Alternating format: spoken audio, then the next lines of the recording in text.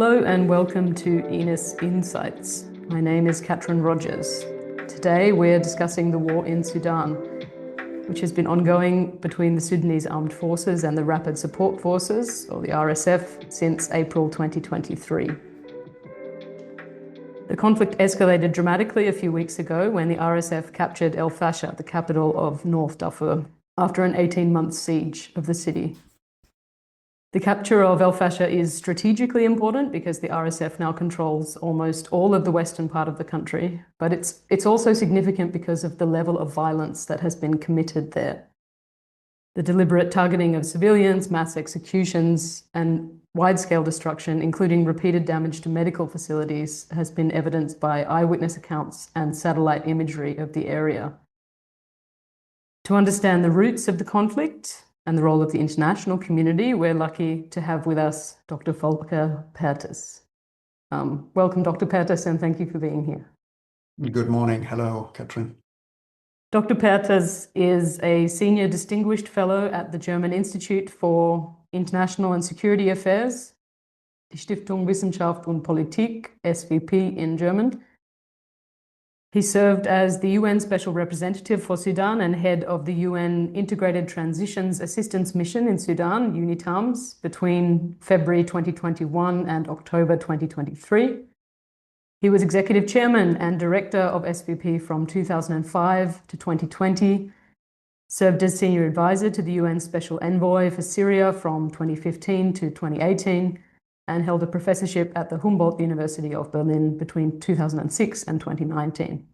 As a scholar of international relations, Dr. Perthes has published 11 monographs, 5 edited volumes, and numerous papers on foreign and security policy, geopolitics, and regional dynamics and transitions in the Middle East. Quite the resume, so we're very happy to have you here. A pleasure to be with you. I'd like to start with the origins of the current war in Sudan. So, although the conflict erupted in early 2023, I understand it has roots at least back to the overthrow of the civilian government in 2021. So could you explain to us the relevance of the 2021 coup for what's followed, and perhaps give us an idea of your personal experiences during that period? So how difficult was it for you to exercise your role as the UN Special Representative? Absolutely, and thanks for that question. Look, October 2021, 2 military leaders whose names we still know, General Burhan and his deputy General Hemati, overthrew the civilian government of then Prime Minister Abdallah Hamdok. And we as the UN, as a UN mission, UNITAMS, were there on the basis of a Security Council resolution to support the transition to civilian and democratic government, which had started 2 years earlier after the overthrow of the dictator of 30 years, Omar al-Bashir, by a popular revolution, which in the end was sort of aided by a military intervention. Out of that came an agreement about civilian-military cooperation, civilian government, and General Burhan at that time as the head of the so-called Sovereignty Council, which was like a collective head of state, should have had a more symbolic function. So the generals weren't really happy with that, and overthrew that civilian government in October 2021, as you mentioned. So we were there, the UN, as a transition assistance mission without a transition to assist, because the coup had, in a way, aborted that transition. So our function shifted from supporting the government in trying to bring the transition forward with new laws, with negotiations with international financial organizations and donor states and all that, to trying to de-escalate, to, well, in the first place, get the government ministers and the prime minister out of house arrest or prison, to work on the army, and sometimes we could say with the army and the RSF, to tone down their violence against demonstrators who protested against the coup, all that. And then gradually trying to encourage both the powers that be, that was Burhan and Hemeti, the army and the so-called rapid support forces, to accept talking to the civilians they had overthrown, which happened over the year that followed or started to happen, because the military leaders who had overthrown the civilian government found out that they weren't very good at governing themselves. I mean, they basically saw that their coup had failed. They had done away with the government, but they weren't able to build a new or better governance structure, and the economy went downhill. So they accepted talking with the civilians. They actually came to an agreement about handing back power to a civilian government. We were then asked by both sides to help them to work out details, organize a couple of big workshops or conferences to speak about the details that they hadn't agreed upon. And while that happened, the conflict sort of shifted. It was no longer between what we used to call the military component and the civilian component, but the conflict shifted inside the military component between the military, the army under General Burhan, and the RSF under Hemeti. And that escalated. We tried to de-escalate, but we were not successful in that. And fighting broke out in April 2023. And here we are since. I mean, we tried together with some of the member states of the United States, of the United Nations, I'm sorry, including the United States, Saudi Arabia, and others, to convince them to agree on a ceasefire. They always agreed, but they never actually held the ceasefire, complied with what they had agreed to. And we warned Security Council and the international community at large that if we don't get a ceasefire, this will become a real civil war. It will become ethnicized, tribalized, could spread all over the country. And of course, 2.5 years later, that doesn't sound as outlandish as probably thought it was in April 2023. Yeah, exactly right. So despite these warnings, this conflict has kind of remained a little bit under the radar for a lot of people, in comparison with some of the other major conflicts going on. Well, for a lot of people in our countries, in Germany, in Europe, in the US, but not for people in Africa. I mean, sometimes we think our radar is the only one, but of course the conflict has been, since April 2023, a major issue for African politics. The African Union gathered a first meeting of foreign ministers from Africa and from the US and from Europe and other parts of the world, members of the Security Council, etc., with the participation of the UN Secretary General and others. So it was under the radar for us, certainly not for the people in Sudan, also not for the neighboring countries who accepted most of the refugees. I mean, think of a country like Chad, which has accepted the largest number of refugees coming from Sudan, and at the same time suffered some of the consequences of that war. Chad is a landlocked country, is totally dependent, or mainly dependent on communications from the Red Sea through Sudan for their supplies, where they accepted refugees while prices were going upwards for basic commodities in their own country. So it was under the radar for us, but not necessarily for Sudan and its neighbors. Yeah, exactly right. But in the last few weeks, it has come onto the radar, or kind of made a very significant splash, I think, in Europe and around the world, with this news coming out of Al-Fasher in particular. And I think maybe the reason that it's become there's increasing awareness is because of the level of violence and how shocking this is to an international or a more distant audience, and also the type of violence that's being reported there, which is really extreme and shocking.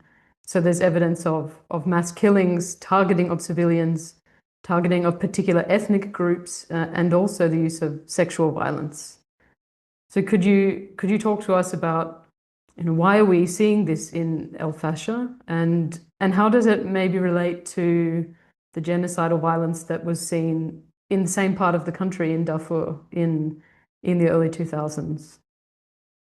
Well, you are right in saying that we have seen this kind of violence before in Sudan, also in other places. I mean, look to South Sudan, look to the DRC, the Eastern DRC, and other places, or look to Europe and the breakup wars of Yugoslavia, where we had a lot of ethnic violence, mass killings, sexual violence, all that. Even when we look to the current war in Sudan, the fall of al-Fasher and the atrocities that went along with it are not the first mass atrocities we have seen since April 2023. We have seen a slaughter of innocent people in El Geneina, for example, in Darfur, basically on a tribal ethnic basis, because those who were slaughtered were Masalit, that is members of an African people in Sudan. So we have seen killing, looting, raping in Khartoum. We have seen it south of Khartoum when the RSF for almost a year occupied that region south of Khartoum. Khartoum, they were longer. And of course, we have seen violence against civilians from the air by the bombing of markets, of hospitals, of schools, through the planes or by the planes from the SAF, from the Sudanese armed forces. So both sides have not complied with their duty to protect civilians in the areas they control directly on the ground or from the air. Certainly the mass violence, the direct mass violence we have seen from the RSF is fiercer, more brutal than what we have seen on the army side. There's no doubt about that. And here you're right to draw the comparison to the mass violence or the genocidal violence we have seen in 2003, 2004, when the predecessors of the RSF, as it were, the so-called Janjaweed, were used against the mainly non-Arab African rebels in Darfur. So kind of, I suppose, trying to zoom out a little bit and think about comparisons and structural drivers. To what extent do you think the situation in Sudan over the last few years mirrors some of the dynamics that we've seen in countries like Libya or Yemen since the Arab Spring? So these kind of protracted civil wars that have emerged after regime changes, and they often are depicted as power struggles between factions that are led by specific power-seeking individuals. But I wonder, for our kind of IR audience, whether there are any other common socioeconomic, historical grievances or structural factors that explain these wars after regime change. Well, there are definitely structural factors behind any war, also behind the war in Sudan. But let me start with your comparison to the post-Arab Spring violence and takeovers. I wouldn't draw that comparison, or don't think that it is too relevant. Mainly because what we've seen in Syria, for example, or in Tunisia or some other places, is that there was a backlash against the Arab Spring by the powers that be, or by those that succeeded them in Egypt, for example. But it wasn't a power struggle inside the military establishment. That is what we are having here in Sudan. We have two armed formations, the one, the official army, the other, the rapid support forces, which is usually referred to as a paramilitary, but it is a state-created paramilitary, which was used as a light infantry, anti-rebel, anti-insurgency force by the regime. It was paid out of the state coffers. It is an instrument of the regime for repression of rebellions in the periphery, and has been used as such in 2000, or well, the predecessors have been used as such in 2003, and then the RSF has been created for the same purpose. So we have basically here a struggle for power in the whole country. And of course, every struggle for power is not only a struggle between two generals. They both have their constituencies. So they have their networks. So there is the Islamist movement, and there's part of the political, military, economic elite, particularly in Khartoum and the Nile Valley, which is behind the Sudanese armed forces.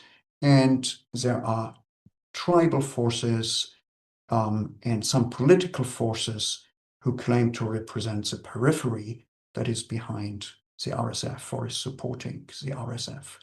RSF leader Hemeti, who is an Arab from Darfur, has tried, even before the war, to create a narrative according to which he represents the periphery, all those who have been exploited from the center in Khartoum since the independence of Sudan, since 1956. So today he is using that slogan of "We are fighting the state of 1956. We are fighting for a new Sudan," which is interestingly taken up a narrative which had been used in the past before South Sudan became independent by the Sudan's Popular Liberation Movement, the liberation movement of South Sudan, who spoke of a new Sudan and bringing all the forces of the periphery together against the center in Khartoum. And definitely there is, and here, if you want one international relations theme, there is a periphery center or center periphery conflict which has structured Sudan since independence, or if you so wish, even before independence, when Sudan was called the Anglo-Egyptian Sudan. It was a condominium of the British and the Egyptian colonial powers, and it was always ruled from a center, from Khartoum, with the Nilotic Arab elites having the most important positions in the military, but also in the business community and in the political community, and the peripheries, both in the West, in Darfur, as well as in the East, and of course, before the independence of South Sudan, in the South, were there to provide resources and foot soldiers, but they didn't feel, and they didn't have a real stake in wealth and decision making. So going back maybe to the comment you made earlier about how this conflict is on the radar and is being felt by countries surrounding Sudan, and has been for a long time. You mentioned Chad has taken in the most refugees. I think I have seen that the latest UNHCR figures are that at least 3 million people have left Sudan in the last couple of years. Also, kind of 12 or more million people internally displaced within the country. And UNICEF has reported that 15 million children in Sudan require humanitarian assistance. So this is indeed an enormous crisis. And given your experience with UN, could you maybe comment on what the outlook is for these millions of civilians that have been affected. Where might they end up? And how does the United Nations work to feed and support them? Well, the UN and others have been saying that this is indeed the largest humanitarian crisis which we have seen in this century so far. We probably have. It's the refugees and the internally displaced persons you spoke about, but we also have real famine in parts of Sudan, and we have at least a third of the population that are threatened by malnutrition, hunger, or famine, including the large number of children which you mentioned. The UN has never left Sudan, and that goes, if you so wish, both for the political mission which I led, and even more so for the agencies. UNICEF, you mentioned, the World Food Programme, the World Health Organizations, UNHCR, all the others. When the war broke, we took the non-essential personnel out, but the core personnel regrouped in Port Sudan on the coast, where also the government went to, or the military leadership went to. And we tried to continue our work from there. The UN mission was then discontinued because the authorities in Port Sudan didn't want the political mission to be there. They didn't want anybody to report to the Security Council anymore. But the agencies did never leave, and they were there with the consent of both parties to the war. However, and that's important to say, two things. I mean, the agencies can only do as much as they can afford, and their budget is dependent on what member states pay. So all the humanitarian appeals, which come from the UN agencies, and of course they cover the needs which are responded to both by UN agencies and other humanitarian organizations. Think of Médecins Sans Frontières, think about Save the Children, and many other NGOs who are there and never left. So they are dependent on the donations, on the contributions from the member states. And the other is that in a war situation and in war zones, it has become very, very difficult for these organizations to work, partly because a war doesn't really allow you to cross the front lines where you want. Communications are disrupted, etc. But also because both parties have actually put obstacles to the work of the humanitarian agencies. The government in Port Sudan, or the authorities in Port Sudan, have made it very, very difficult to go across the front lines to bring supplies, food, medicine, whatever, to areas that were not under their control. And the RSF, and you mentioned that in the beginning, had laid siege on the city of Al-Fashir for almost a year and a half and not let any humanitarian supply through. So WHO and others have said that the supplies which are immediately needed are there, but it has been very, very difficult for most of the last 2.5 years to always bring them where they are most needed. And you mentioned now that the government forces are also not keen to let the agencies into parts of the countries they don't control. What's the reason for that? Well, I guess in most of these wars, hunger is used as a weapon, and that has been the case in Sudan.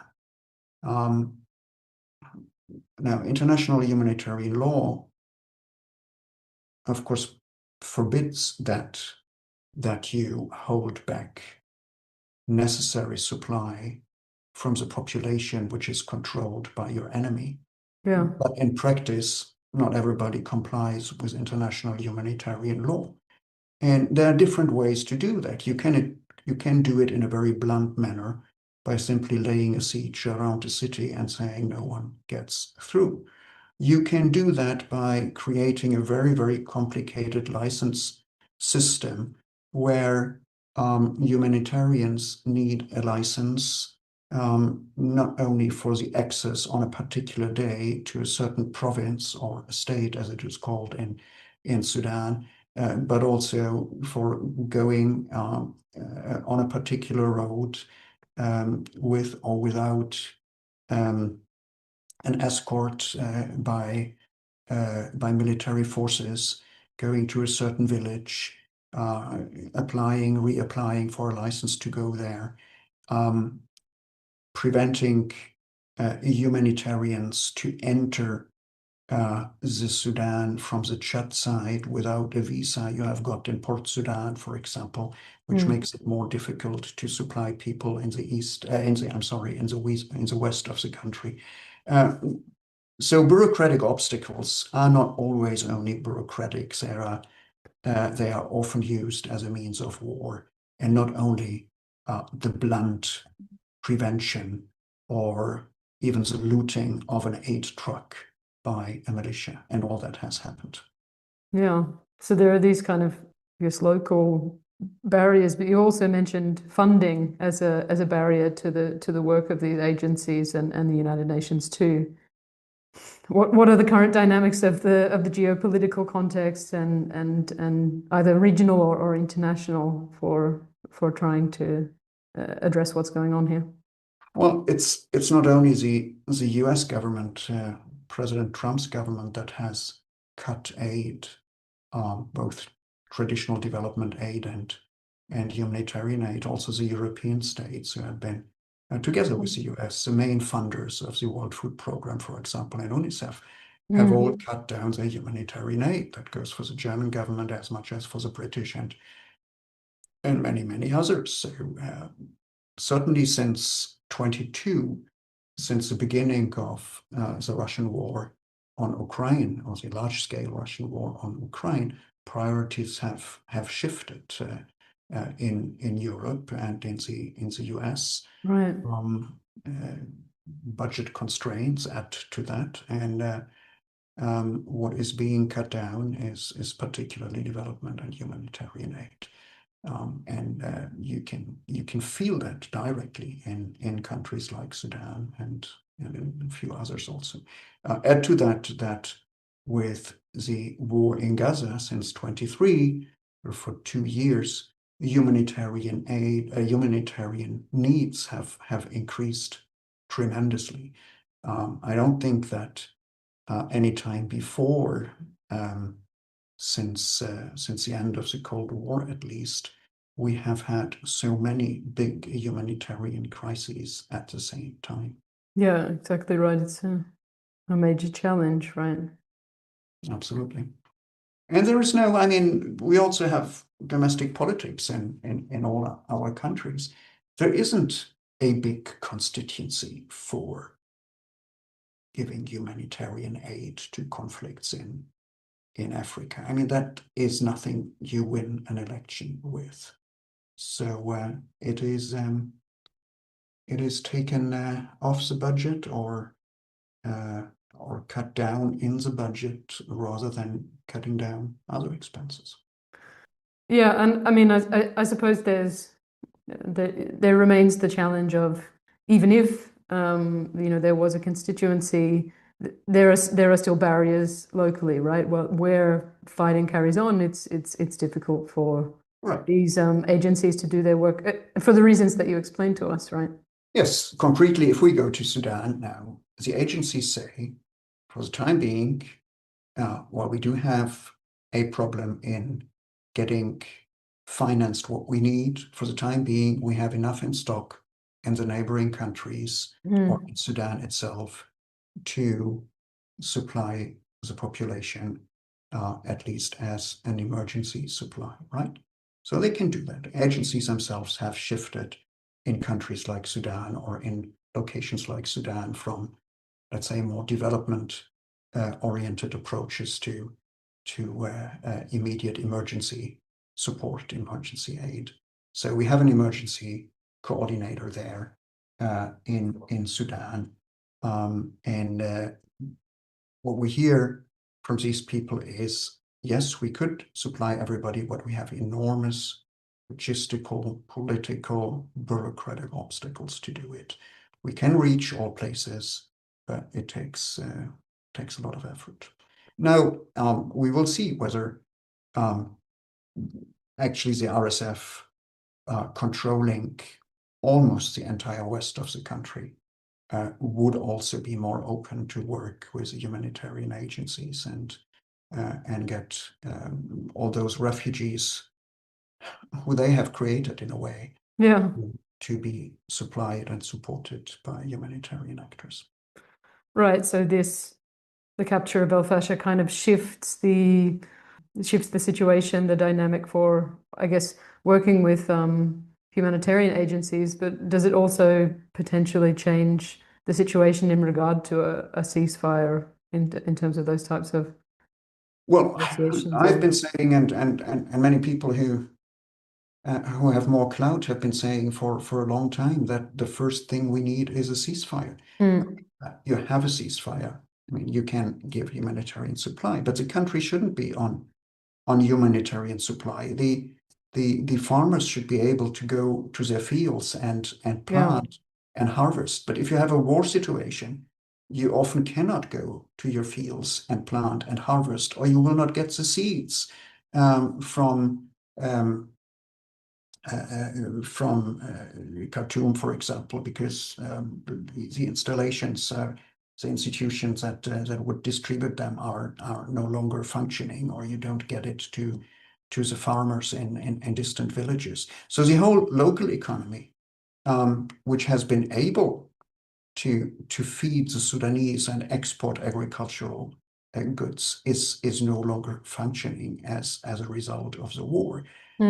Sudan is a huge country, so even in good times, it may take a week for a truck to go from the port in Port Sudan to the west, to distant locations in Darfur. In a war situation, it takes 2 weeks, 3 weeks, and sometimes the trucks don't arrive because they are looted or there are roadblocks and you can't go on. So we need a ceasefire for people to go back to a more or less normal life, to have their kids go to school, to go to work, to go to the market, to go to their fields and plant and harvest.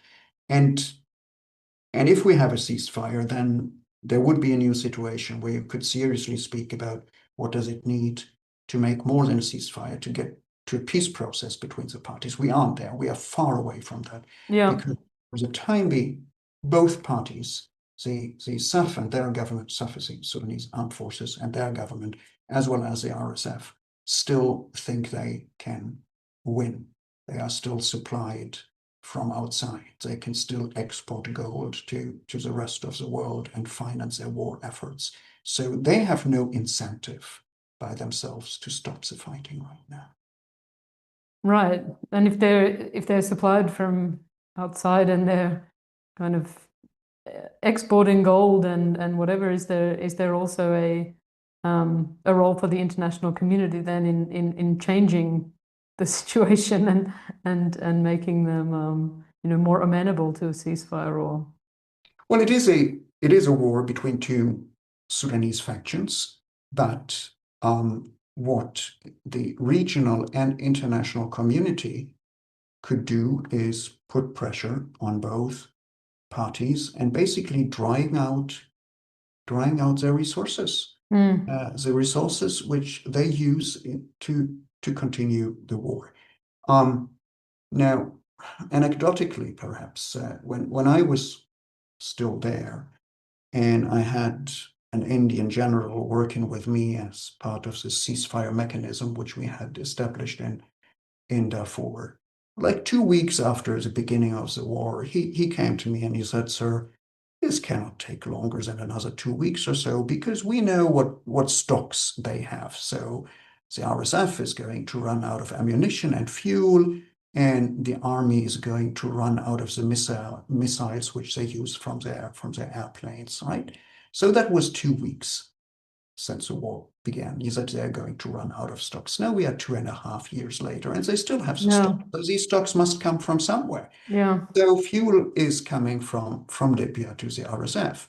Missiles for the airplanes is probably coming from Egypt. Drones have been coming from Turkey and Russia and Iran. So there are allegedly arms are being shipped by or through the United Arab Emirates to the RSF. They deny it, but a lot of reports who say that these supplies come in. So we have a host of regional countries and international countries who either out of political and geopolitical considerations or for good money and gold have been supplying the warring parties.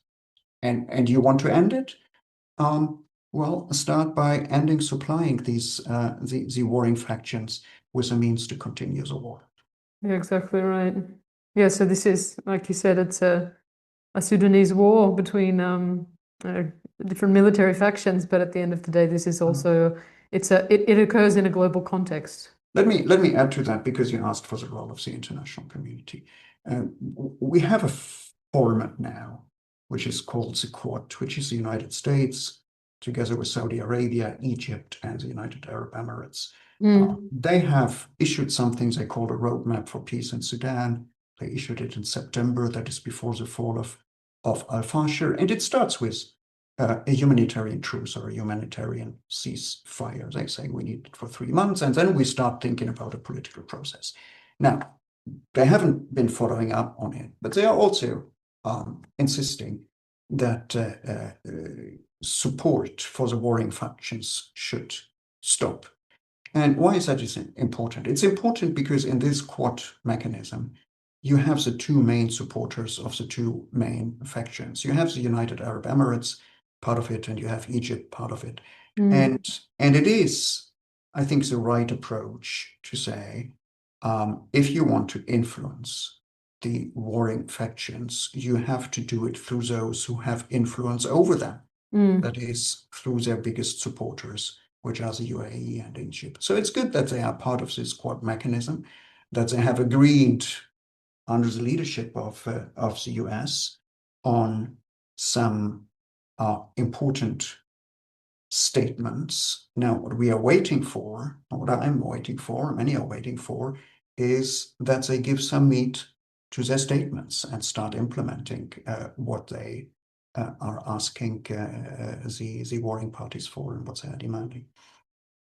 Well, I think that's about all we have time for. Thank you so much for speaking with us, Dr. Perthes. You're most welcome. For our German speaking or German reading listeners, Dr. Perthes also has a new book coming out in February, I think, Right. Die Multipolarisierung der Welt. Is that right? That's what it is called, yes. Exactly. So if anyone would like to check that out, that would be well recommended. Thank you for being here today again, for talking to us about the war in Sudan, and all the best. Well, thanks to you. All the best to you. Bye-bye. Bye-bye. And bye-bye to everybody listening.